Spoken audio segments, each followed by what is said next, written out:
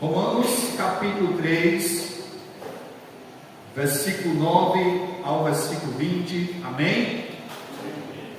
Amém? Pronto, eu espero. Romanos capítulo 3, versículo 9. O que se conclui? Temos nós qualquer vantagem?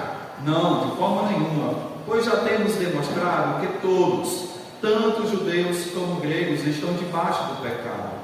Como está escrito, não há justo nenhum sequer, não há quem entenda, não há quem busque a Deus.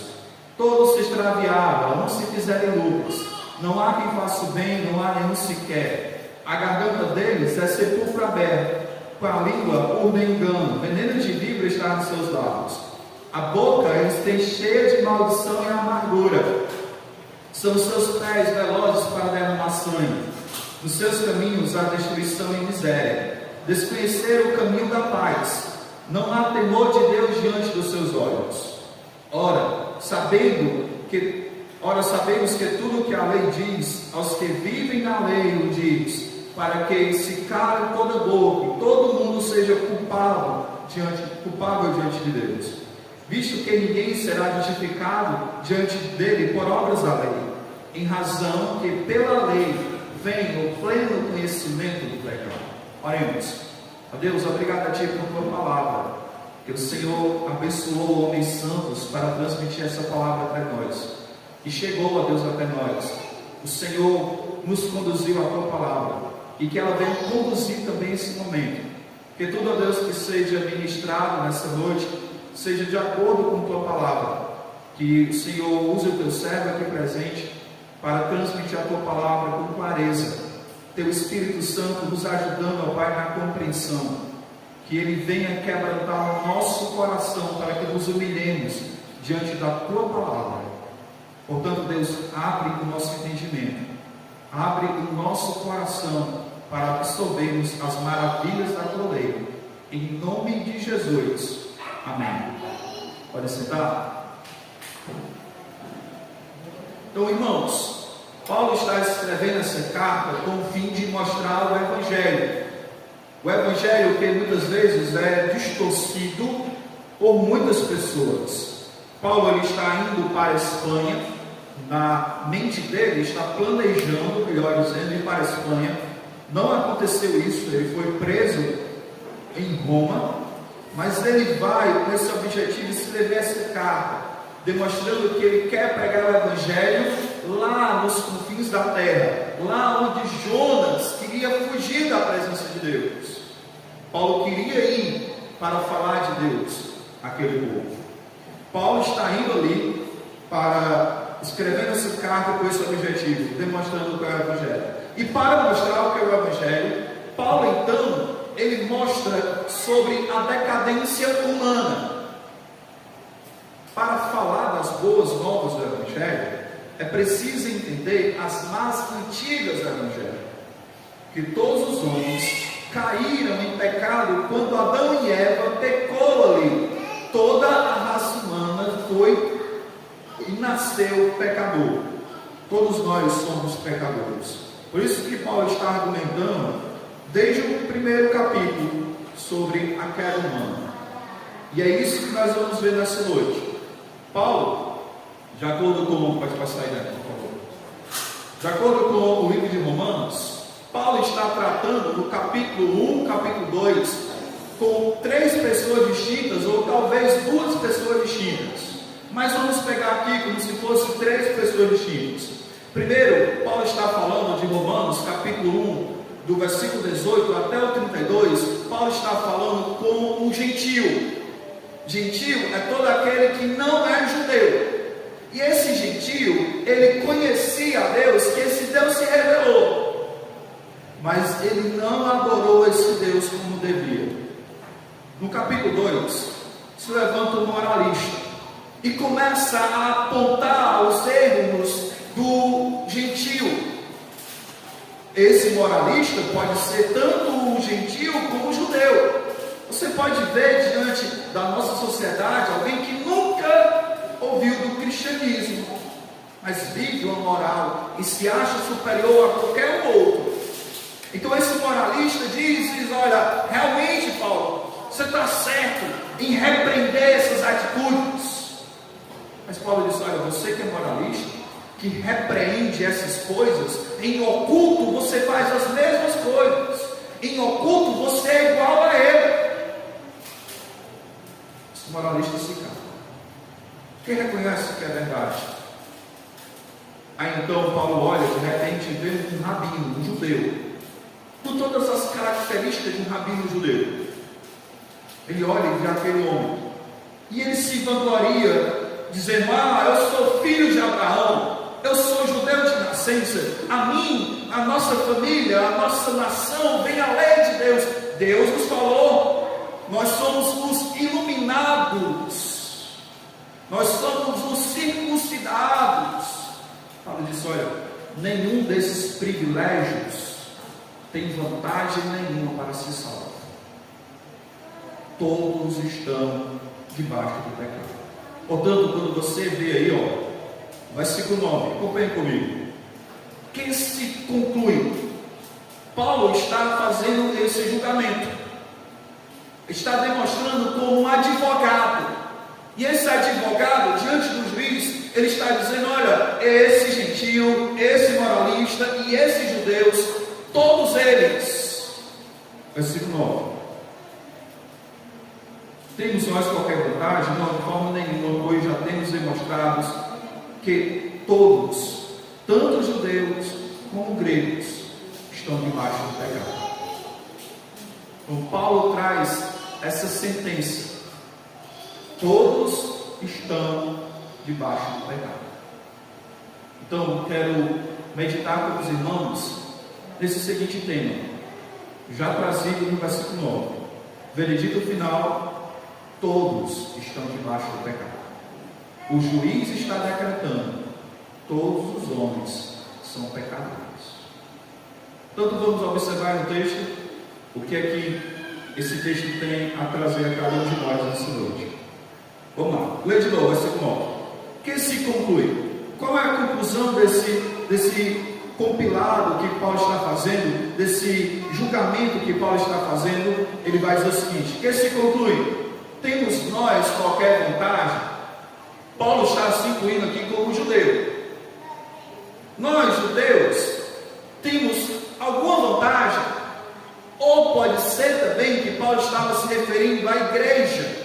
Nós, como igreja, nós, como salvos, nós temos qualquer vantagem? Ele vai dizer: não, de forma nenhuma. Não é que Paulo está se contradizendo com o versículo 1 do capítulo 3. Olha aí, Romanos 3:1. Diz assim: qual é, pois, a vantagem do judeu? Ou qual a utilidade da circuncisão?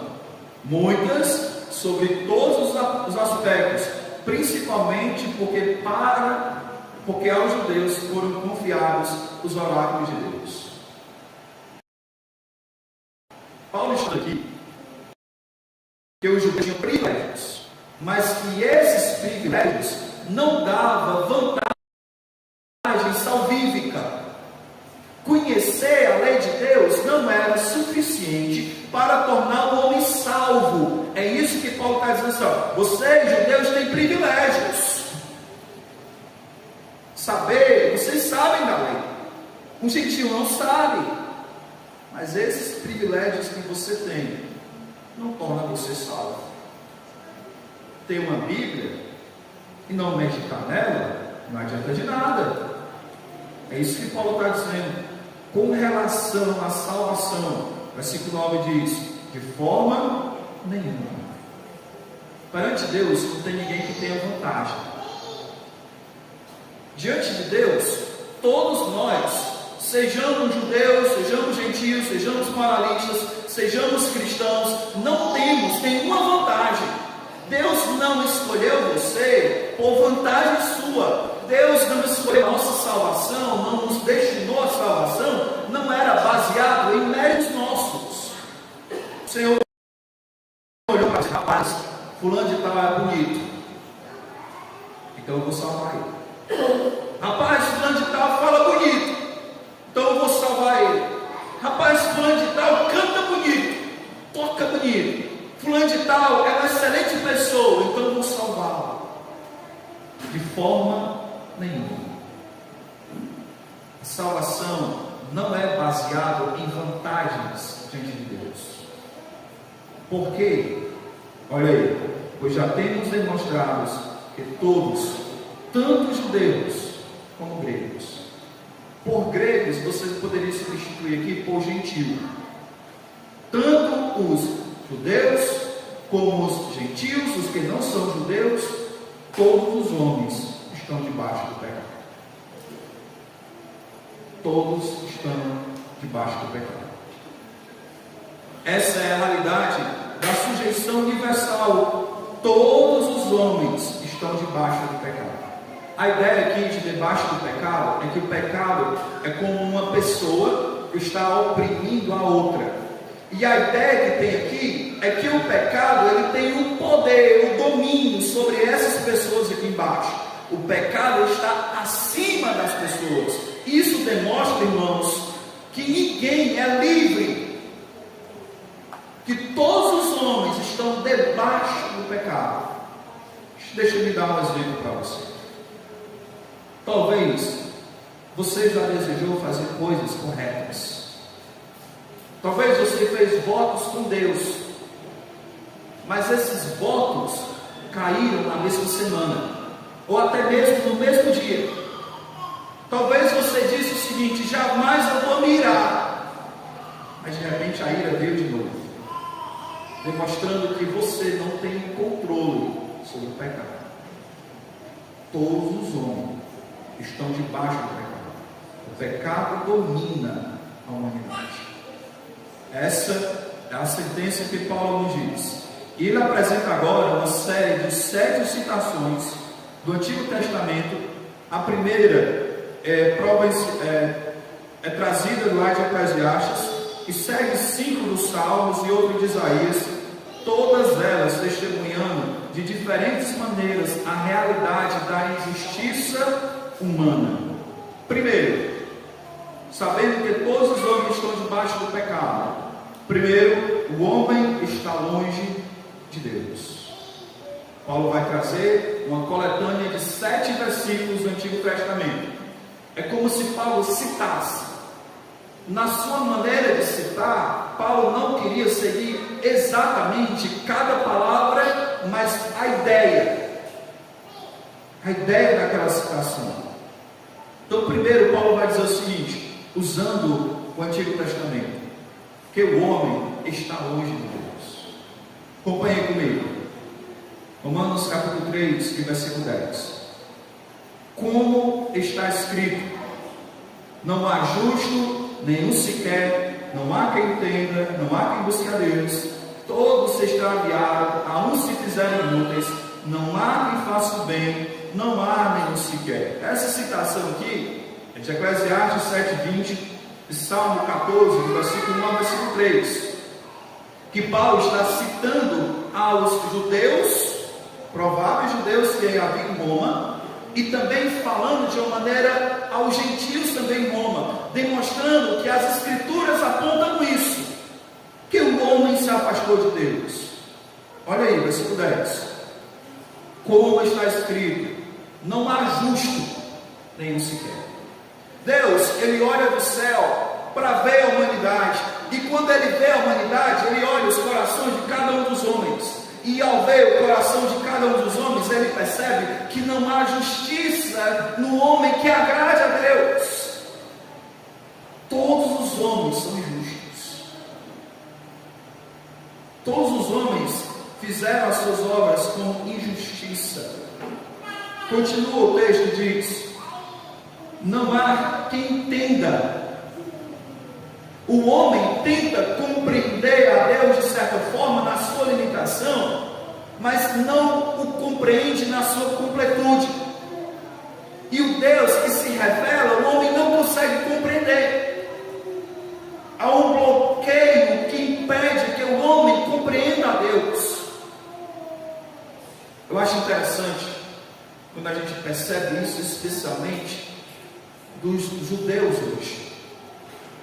Todo o material do Antigo Testamento eles têm em mãos. Cristo é revelado como a revelação de Deus Pai, e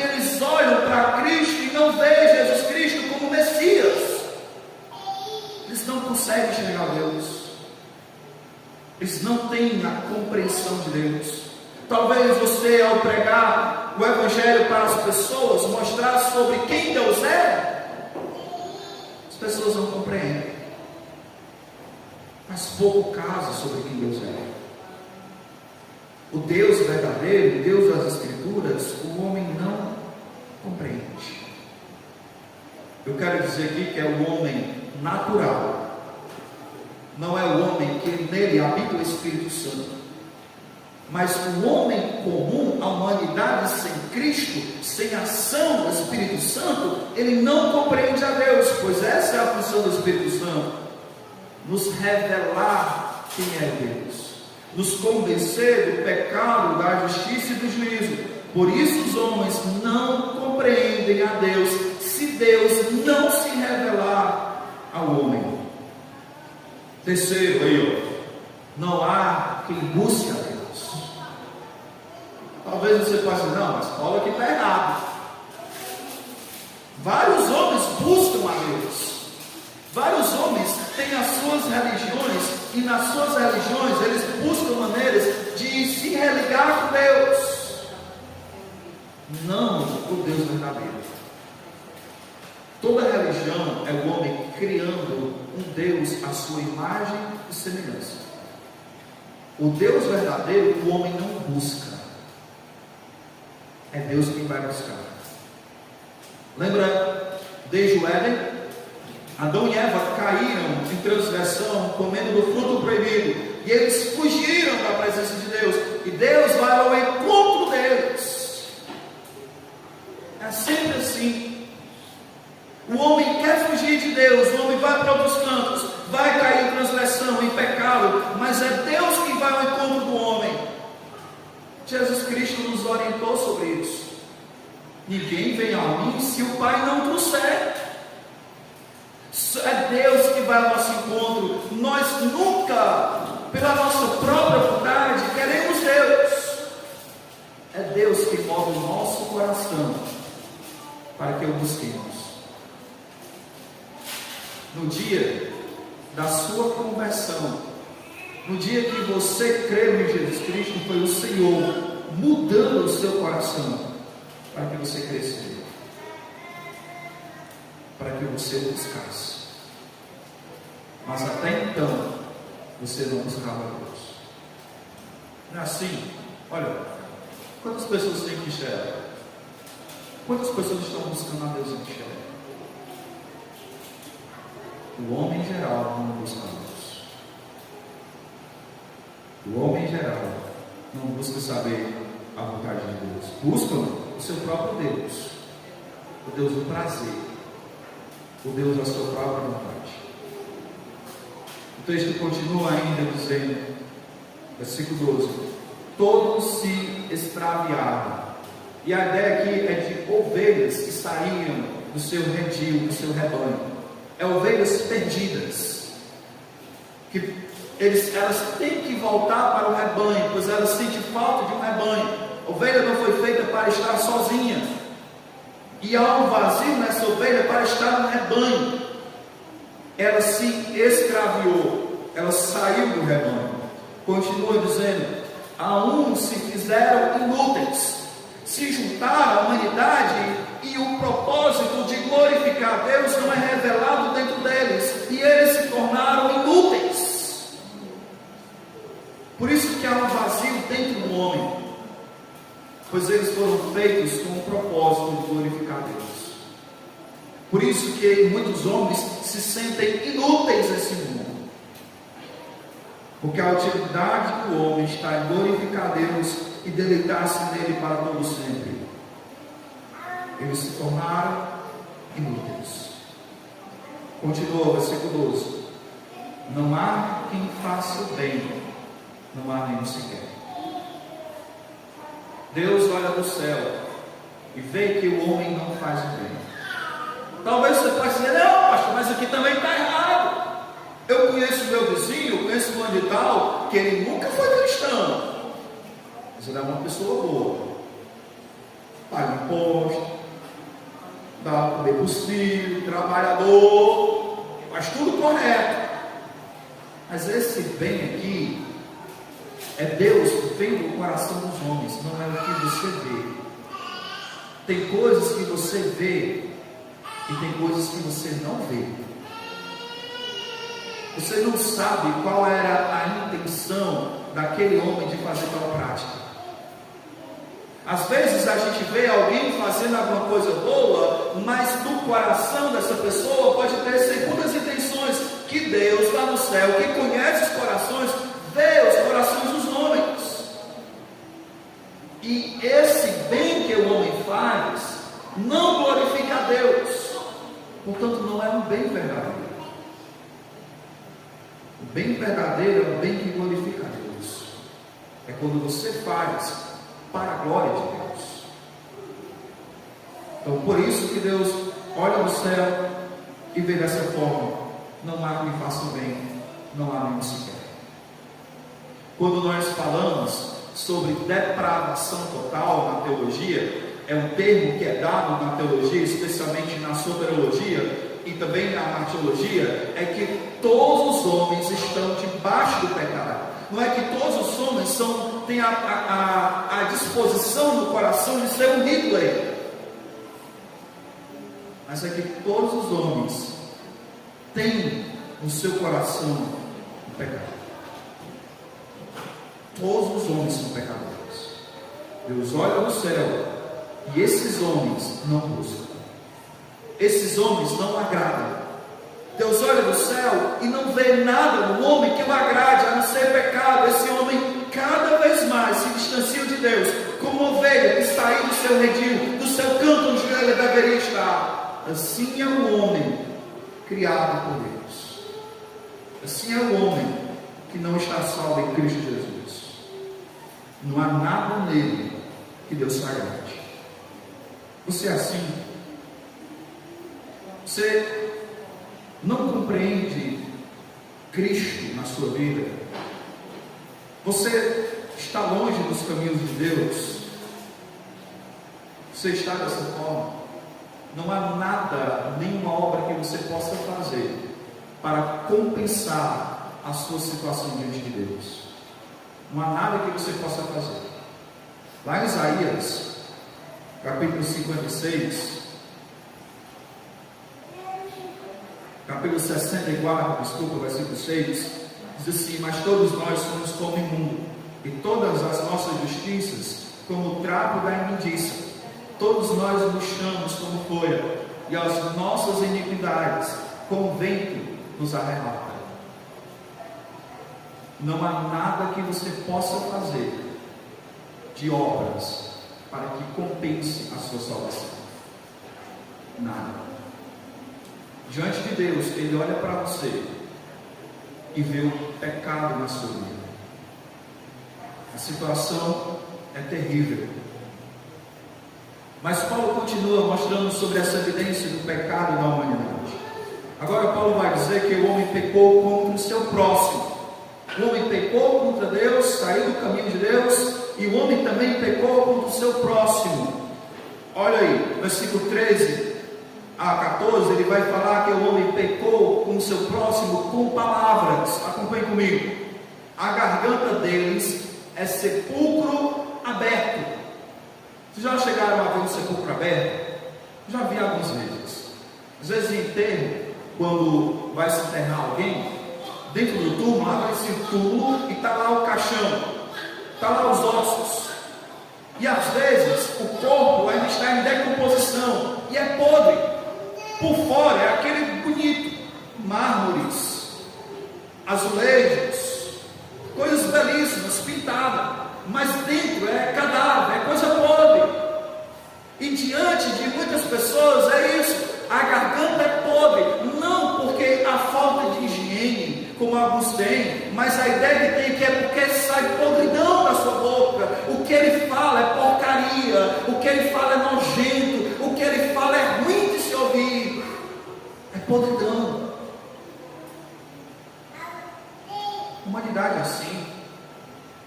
Olha, continua dizendo: com a língua urdem engano. A ideia de urdir engano aqui é de tramar algo. É palavras de bajulação, lisonjeando, querendo cabelar as pessoas, querendo enganar as pessoas. Urdem engano aqui, a ideia de pensar o mal e falar o mal. É alguém que fala uma coisa se comprometendo com algo, mas o coração não se comprometendo com isso. É enganando o seu próximo com seus lábios. Continua o texto: veneno de víbora estão nos seus lábios. Víbora é uma serpente, é uma cobra. E quando ele fala, é como uma cobra que coloca a sua língua bifurcada para chamar a atenção da sua presa. Tem pessoas que são desse jeito, como cobras, línguas de cobras. Isso é uma citação do Salmo 105, 9 e do Salmo 140, versículo 3. Paulo está citando esses versículos para mostrar que o homem tem pecado com a sua boca. Olha, eu quero que os irmãos percebam que é algo que vai crescendo, a garganta, a boca e a língua. É algo que vem lá de dentro do coração. E as pessoas usam as suas falas, sejam em redes sociais, sejam em públicos, para trazer o mal que está ali dentro do coração. O homem pecou contra o outro com seus próprios lábios, com a sua própria boca. Talvez você já sofreu disso, de pessoas que tinham línguas venenosas. Talvez hoje você gritou contra alguém, irado, disse palavras que você agora está se arrependendo. Talvez hoje mesmo você disse alguma coisa com outra intenção, querendo enganar. Como sepulcro aberto, quando sai, só sai podridão, pecado, nojeira da lei de Deus. Versículo 14: a boca eles têm cheia de maldição e amargura. Sempre amargura e amaldiçoa. Tiago vai dizer que o crente não pode viver assim. Ou da boca dele saem coisas boas, ou ele não é um crente e da boca dele saem coisas más. Na mesma fonte não pode sair água boa e água amarga. Então o descrente aqui que Paulo está falando é alguém que vive dessa forma, a boca cheia de maldição, reclama, murmura, fala mal do próximo, fofoca, qualquer coisa se ira, grita com o outro. Paulo está dizendo que isso é um reflexo do pecado na vida do homem. O homem debaixo do pecado. Eu quero dizer para os irmãos que tudo isso daqui que Paulo está falando é um descrente. É alguém que está longe de Deus. O crente não pode ser assim. Vamos abrir as Bíblias lá em Efésios, capítulo 4.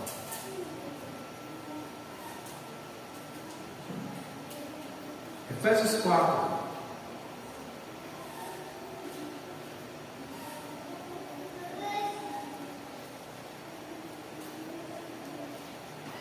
Versículo 17.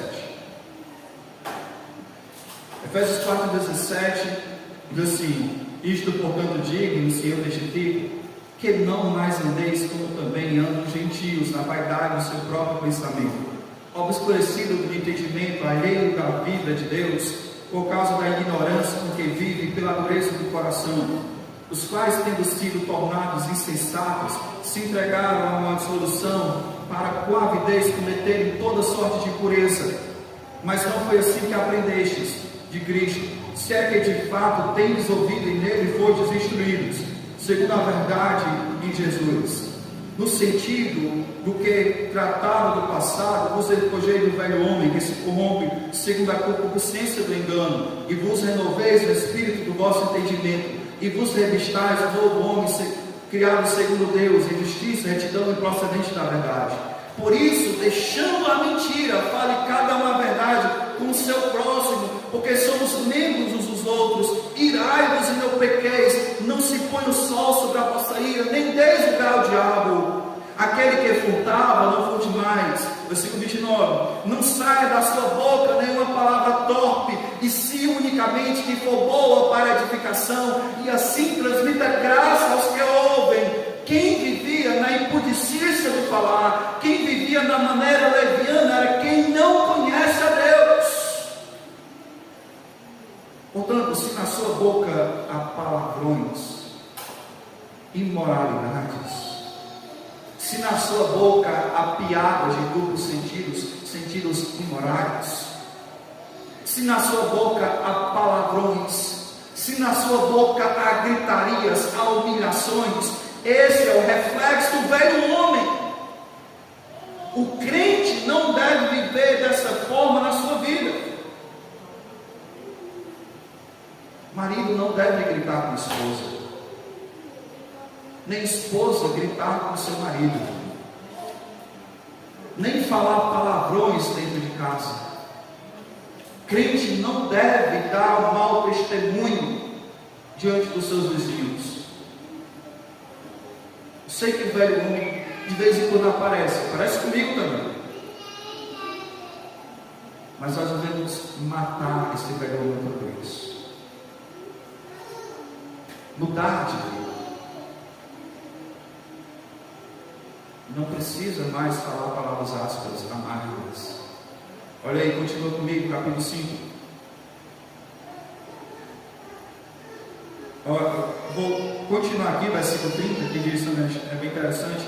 Não entristeçais o Espírito de Deus, no qual foste selados para o dia da redenção, longe de vós toda a amargura, cólera, ira, gritaria, blasfêmia, e bem assim toda a malícia. Antes sejamos para com os outros benignos, compassivos, perdoando uns aos outros, como também Deus em Cristo vos perdoou. Continua, versículo 3 agora, capítulo 5. Mas toda impudicícia é algo que não tem pudor. Palavras sem pudor. Continua. E toda sorte de impureza ou cobiça, nem sequer se nomeia entre vós, como convém a santos. Os santos não devem falar palavras impuras, nem falar, nem escrever. Redes sociais é um campo de batalha hoje em dia.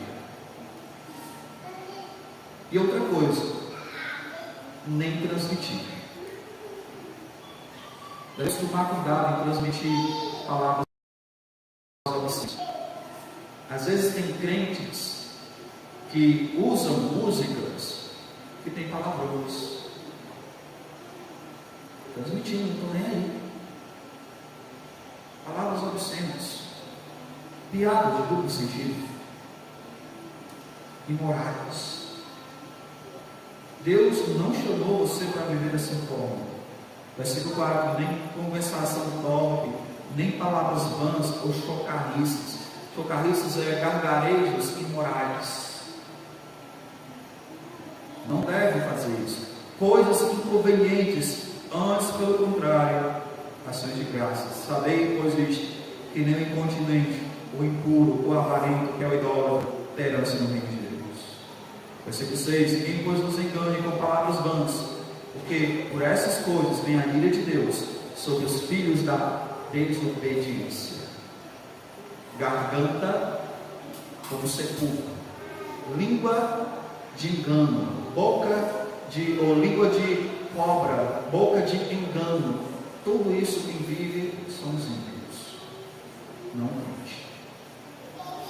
O crente deve viver diferente. Volta lá para o texto de Romanos.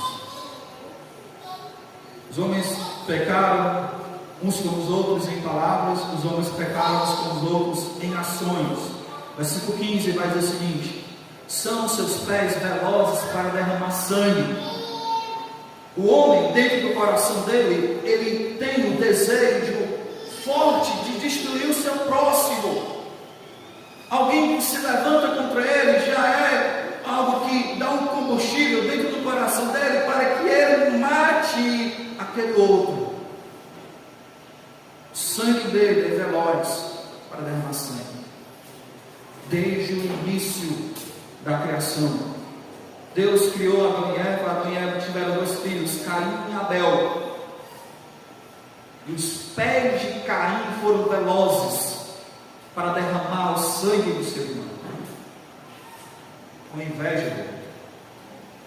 Talvez você não matou ninguém, mas só em você desejar que tal pessoa não existisse, só em você se irar contra aquela pessoa de maneira errada, segundo Jesus Cristo, você já assassinou aquela pessoa. Versículo 16: nos seus caminhos há destruição e miséria. Onde o homem passa, demonstra isso: destruição e miséria. Os homens são os maiores construtores que temos na terra. Constrói prédios enormes, mas destrói relacionamentos próximos. Para onde passa, deixa destruições.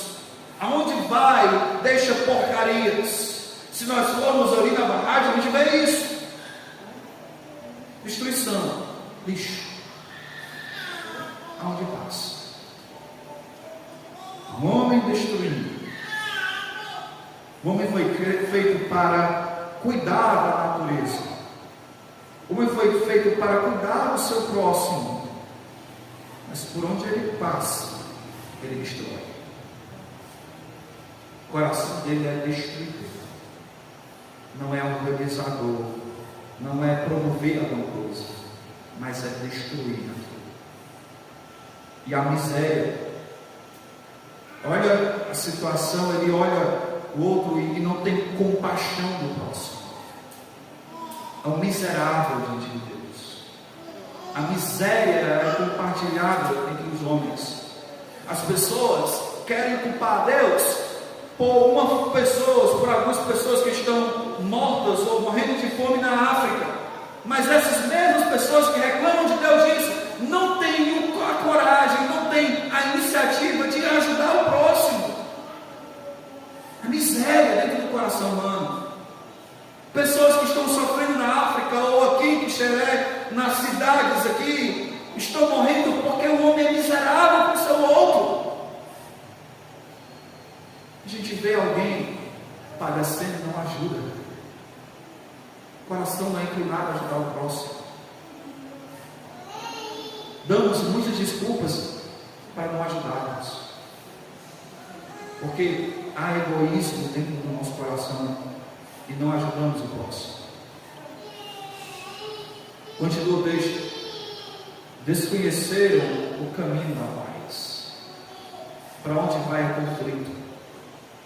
Para onde vai cria o conflito? Seja no relacionamento entre marido e esposa, cria conflitos. Seja no relacionamento entre pai e filhos, cria conflito. Seja no relacionamento do seu trabalho, cria conflitos. Seja no relacionamento nas escolas, nas suas faculdades, cria conflitos. Seja relacionamento de um para com outros, há conflitos. Seja relacionamentos entre nações, há conflitos. Desconheceram a paz. E para eles, para a humanidade, para nós humanos, a paz está em eu satisfazer meu desejo. Quando o meu desejo não é satisfeito, então a guerra, a destruição. Famílias, irmãos, famílias que vivem mais em guerra do que o Oriente Médio. Marido e esposa que vivem mais em guerra do que Israel e a Palestina. Todo dia guerra, todo dia confusão. Desconheceram o caminho da paz. Não é assim a realidade da humanidade hoje em dia? O homem não vive assim uns com os outros. Mas qual é a outra função aqui que está no texto em geral? Quando o homem pecou com o outro, é que isso também vem dos pensamentos. O texto não diz exatamente os pensamentos. Se você olhar para o texto de Romanos aí, não fala sobre os pensamentos. Mas nós sabemos que tudo se origina nos pensamentos. O que a garganta, a boca e a língua vai sair é o que vem do coração. O que as suas atitudes, as suas ações trarão é porque já veio nos seus pensamentos, é porque já veio no seu coração. Se você vive dessa forma, aonde você passa a destruição, a miséria, você desconheceu o caminho da paz, com a sua língua você fala coisas enganosas, com a sua língua é só amargura, é só cólera, é só gritaria. Se você vive dessa forma, é porque o seu coração está assim. A origem está dentro de você. Pois assim o Senhor nos orientou. Mateus capítulo 12, versículo 34. Raça de víboras, como podeis falar coisas boas, sendo más, sendo maus? Porque a boca fala o que está cheio o coração. O homem bom, do bom tesouro, o homem bom tira do tesouro bom coisas boas, mas o homem mau, do mau tesouro, tira coisas más. Digo-vos que de toda palavra frívola que proferirem os homens, delas darão conta no dia do juízo. Porque pelas tuas palavras serás justificado, e pelas tuas palavras serás condenado. Olha o versículo 34 de novo. Porque a boca fala o que está cheio do teu coração. Atitudes que você tem revelam o que está dentro do seu coração. Atitudes são um raio-x do que está lá dentro. Quando você fala, é porque veio de lá. Quando você engana, é porque o seu coração é enganador. Quando você mente, é porque o seu coração é mentiroso. Quando você se ira contra o outro, é porque o seu coração é irado. Quando você desconheceu o caminho da paz, é porque no seu coração há conflitos. Tudo que sai, todas as nossas ações, vem de dentro do coração. Portanto, não adianta buscar autoajuda. Não adianta buscar livros. Como deixar de ficar irado em 10 dias? Não adianta. Não adianta, porque não adianta tampar com band-aid uma ferida que está podre por dentro. O que você precisa é deixar que a palavra de Deus faça efeito dentro do seu coração. É clamar a Deus: misericórdia, Senhor, mude a minha vida. Não adianta de nada buscar em autoajuda o que você precisa mudar dentro do seu coração. Eu preciso fazer uma cirurgia lá dentro de você. Lá dentro. Eu quero de novo dizer que isso é uma figura dos ímpios, não daqueles que temem a Deus. Porque a falta de temor no terceiro é a raiz do pecado. Não há temor de Deus diante dos seus filhos. Por que eles pecaram contra Deus? Por que eles pecaram contra o seu próximo? Porque não temem a Deus. E o que é temer a Deus? Deixa eu me dar um exemplo. Vocês já foram para Limoeiro? Imagine que lá em Limoeiro, perto do sinal, tem um guarda. Tem um guarda. Quando tem um guarda, o que é que você faz? Você ultrapassa o sinal vermelho? Não, você não.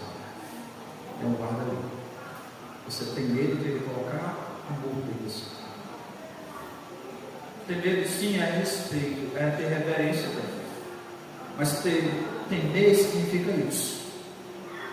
Eu sei que tem uma autoridade maior que governa céus e terras. E um dia eu vou prestar conta diante dele. E quando não há temor a Deus, o homem peca contra Deus e peca contra o seu próximo. Isso é exatamente o que a citação que Paulo nos dá dessa mesma passagem lá de Salmo 36, no versículo 1. Olha aí, Salmo 36, versículo 1.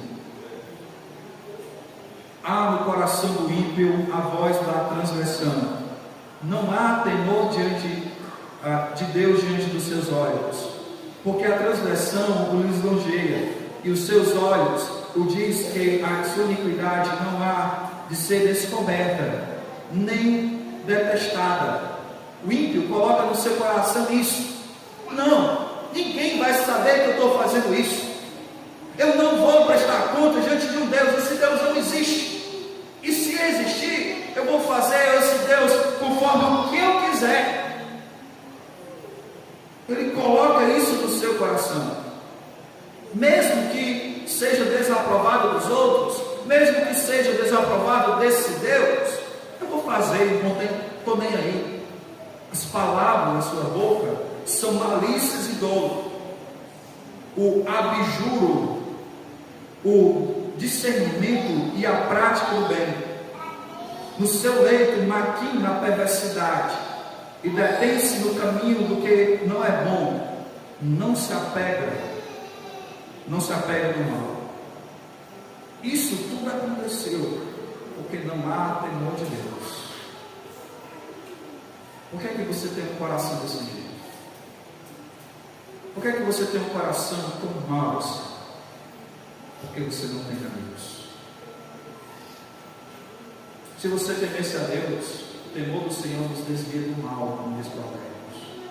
O temor do Senhor é o princípio da sabedoria. Temor a Deus significa que eu vou honrá-lo com as minhas atitudes. Eu vou saber que tudo que eu vou fazer tem um Deus olhando as minhas ações. Nessa noite você lembrou disso? Nesse dia você lembrou que tem um Deus no céu olhando tudo que você faz, tudo que você pensa, tudo que você sente? E tem um guarda olhando o que você faz. Assim como um sinal, tem um guarda lá anotando a sua placa. Há um guarda no céu anotando as nossas transgressões.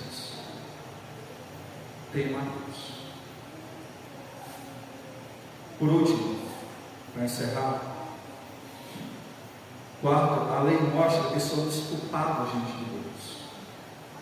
Paulo usa a lei e a lei vai servir para isso, para a conclusão que ele está trazendo no versículo 9: que todos os homens são culpados diante de Deus.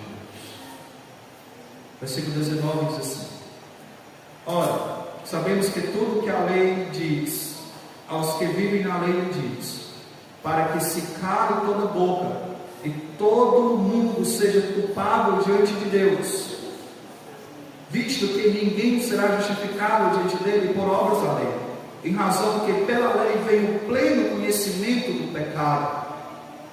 Então Paulo diz: olha, a lei ela serve para isso.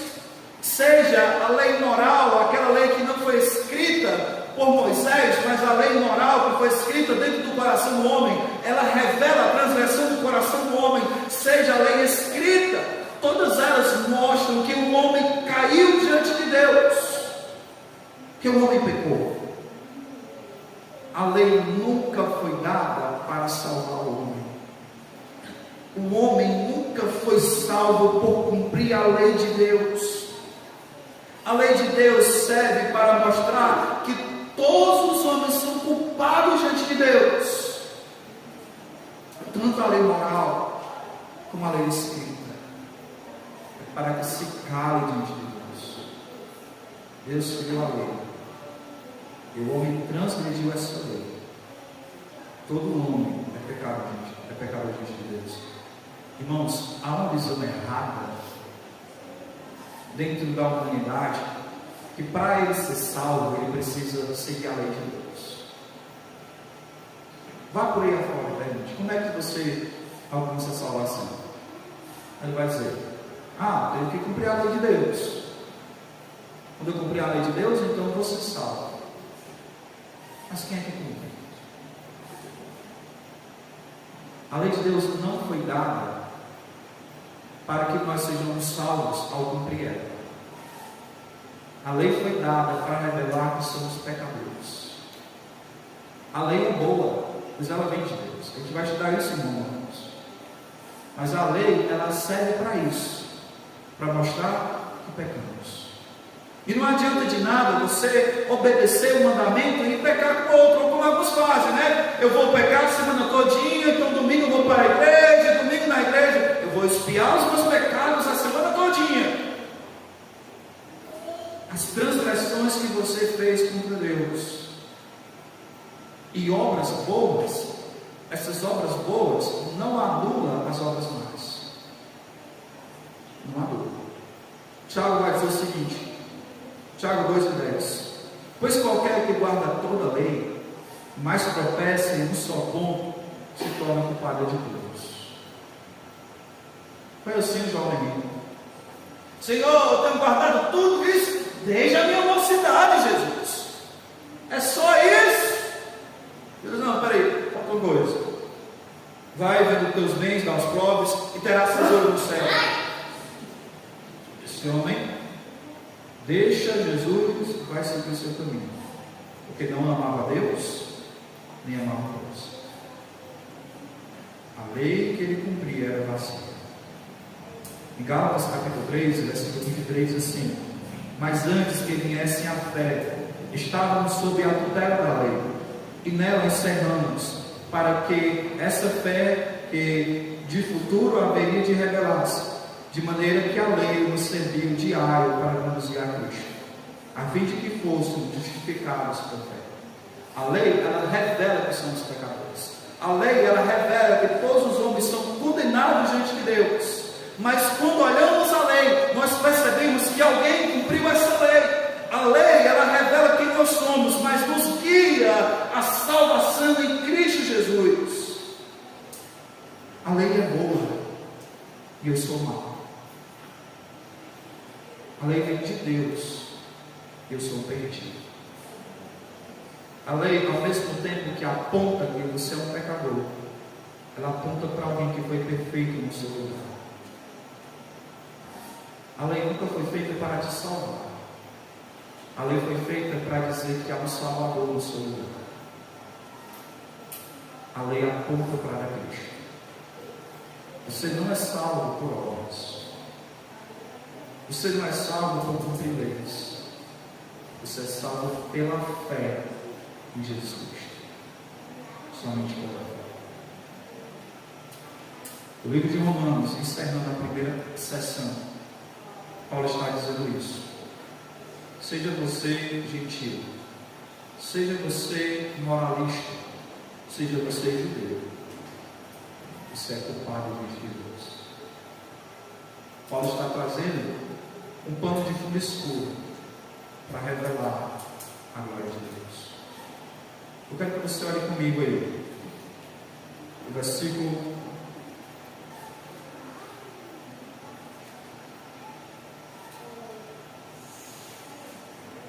versículo 21. Isso eu vou dar só. Eu já estou concluindo, não vou entrar em todo o capítulo, mas tem 3 letras que são as letras mais importantes aqui. Mais. Essa palavra mais é uma conjunção adversativa.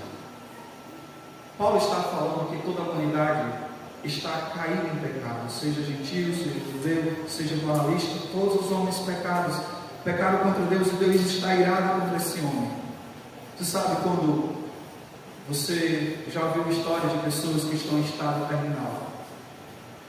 A situação que o médico diz: olha, a sua situação é terrível, não tem mais jeito, não tem como, a situação está terrível, a sua situação é uma doença terminal. Você fica com medo disso. De repente o médico diz: mas. Essas 3 palavrinhas mudam todo o sentido do seu coração. Quando não havia mais esperança, brota no coração a esperança. Quando havia pensão, culpa, miséria, agora a salvação em Cristo. Por mais que seja o seu estado de pecado, a perdão de Deus para você. A perdão. Eu não quero deixar para o próximo domingo isso. Eu quero dizer para você hoje, nessa noite, a perdão de Deus. A perdão. Deus é o Deus do perdão. Vamos orar. Deus, apesar de todas as transgressões que temos cometido contra o Senhor, apesar de todas as maldades do nosso próprio coração, isso, ó Deus, constrange-nos, porque somos imerecedores, somos indignos desse amor. Quantas vezes pecamos contra Ti, quantas vezes pecamos contra o Teu próximo e contra o nosso próximo, Deus, e isso tem afetado o nosso relacionamento uns com os outros e contigo. Mesmo assim, o Senhor nos oferece gratuitamente perdão. Para nós pedir graça, mas para Ti custou algo precioso. A vida do Senhor Jesus Cristo foi derramada para perdoar pecadores indignos. Purifica a nossa vida, Deus. Brota no coração a fé do pecador, Deus, nessa noite. Brota, Deus, a esperança de salvação. Que o Senhor Deus venha mudar a nossa vida, venha nos moldar a imagem e semelhança do Senhor Jesus Cristo. Que essa convicção de pecador nos humilhe e reconheçamos, ó Deus, que toda glória e toda honra pertence a Ti. Em nome de Jesus. Amém.